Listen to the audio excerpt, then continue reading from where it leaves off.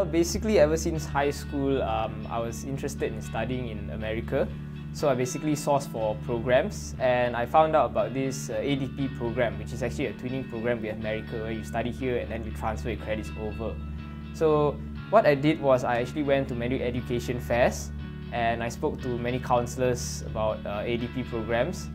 So I spoke to our head of department, our current head of department, and I actually got convinced by him that HELP can provide me with the right ADP program to suit my needs, and that's the reason why I actually joined. Basically, HELP, all the students here that I'm studying with, all my friends, are all very hardworking, and basically besides having an exceptionally good and excellent quality academic program, academic ADP program, the most important for me is actually the community here at HELP.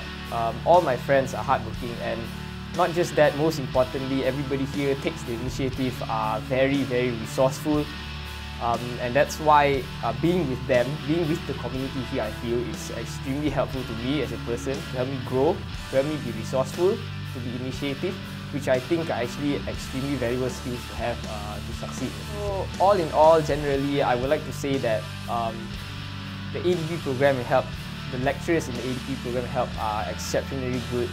They are extremely helpful, and when approached, they are really, really willing to help.